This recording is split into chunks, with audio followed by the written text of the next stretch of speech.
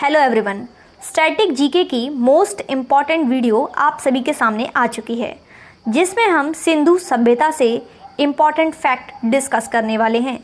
Friends, trick के साथ हम इस वीडियो में जितने भी इम्पॉर्टेंट पॉइंट्स बनेंगे सारे कवर करने वाले हैं। अगर आप इस चैनल पर नए हैं तो चैनल को एक बार सब्सक्राइब और शेयर ज़रूर करना।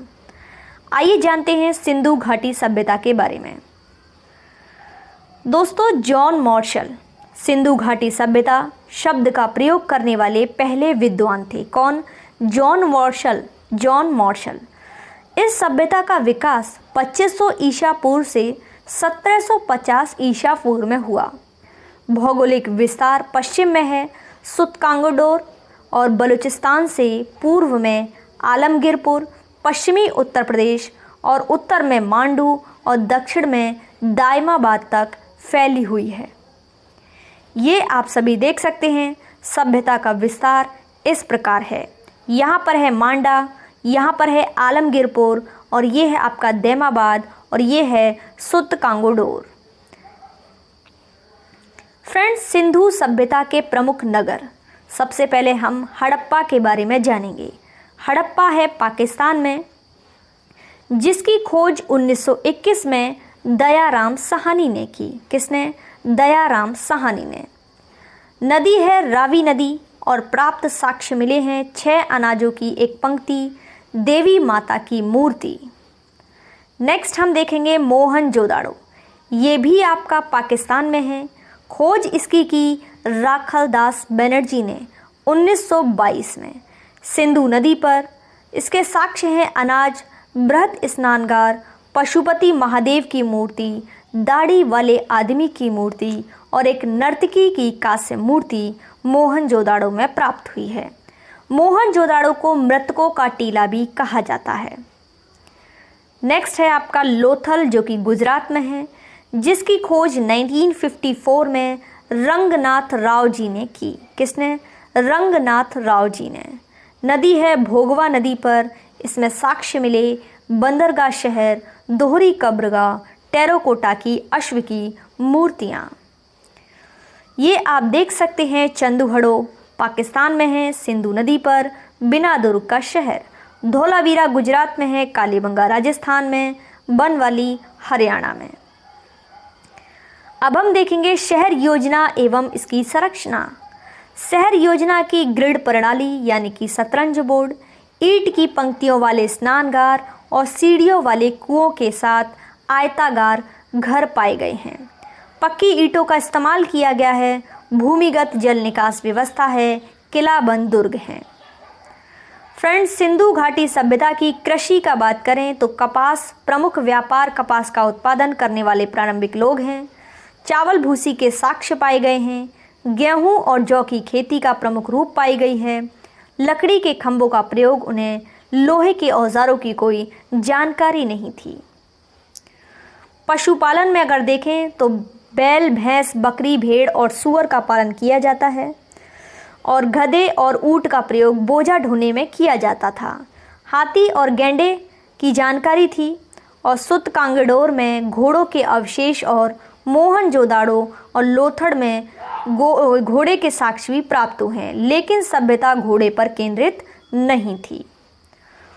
प्रौद्योगिकी और शिल्पकला। कांस्य, तांबे और टिन का व्यापक प्रयोग किया गया। पत्थर के औजारों का प्रचलन है।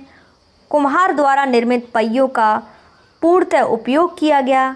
कांस्य आभूषण, सोने के आभूषण, नाव बनाने, ईंट बिछाने आदि अनेक व्यवसाय पाए गए थे।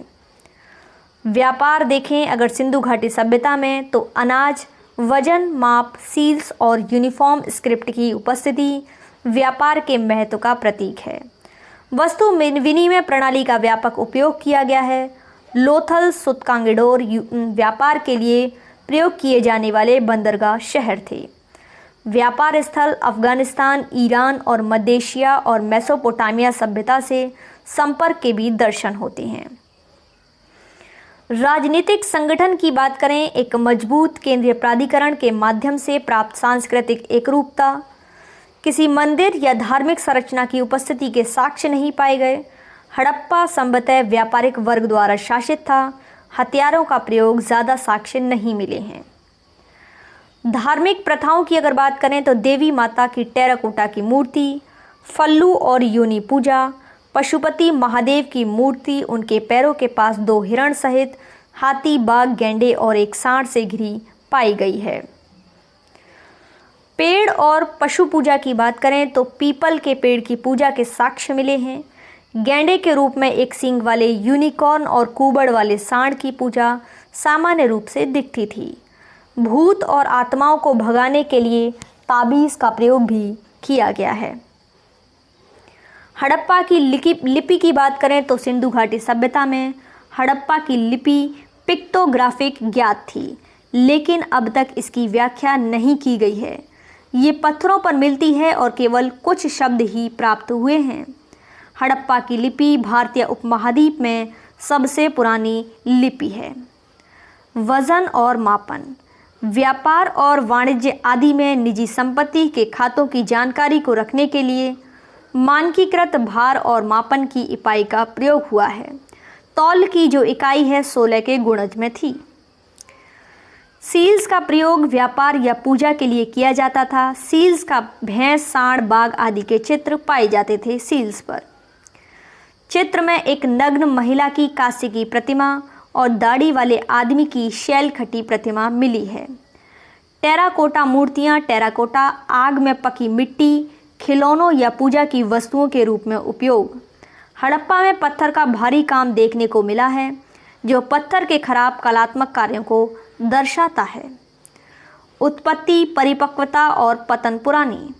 हड़प्पा बस्तियां जो हैं उसमें नीचे का सिंध प्रांत, बलूचिस्तान और कालीबंगन। परिपक्व हड़प्पा 1900 ईसा पूर्व से 2500 ईसा पूर्व सभ्यता के पतन का कारण क्या था? निकट के रेगिस्तान के विस्तार के कारण खारेपन में बढ़ोतरी के फलस्वरूप प्रजनन क्षमता में कमी, भूमि के उत्थान में अचानक गिरावट से बाढ़ आना और भूकंपों ने सिंधु सभ्यता के दौरान परिवर्तन किए गए। हड़प्पा सभ्यता आर्यों के हमलों से नष्ट हो गई। बाद का शहरी चरण, पोस्ट अर्बन फेज, उप सिंधु सभ्यता, प्राथमिक ताम्र और बाद की हड़प्पा सभ्यता के विभिन्न चरणों में आहर सभ्यता, मालवा सभ्यता, जार्ब सभ्यता का विकास हुआ। तो फ्रेंड्स, ये थे इंपॉर्टेंट फैक्ट्स सिंधु सभ्यता से रिलेटेड। उम्मीद करती हूँ वीडियो आपको पसंद आई होगी। वीडियो अच्छी लगे लाइक शेयर ज़रूर करना और कमेंट करके ज़रूर बताना आपको कैसी लगी। Thanks for watching.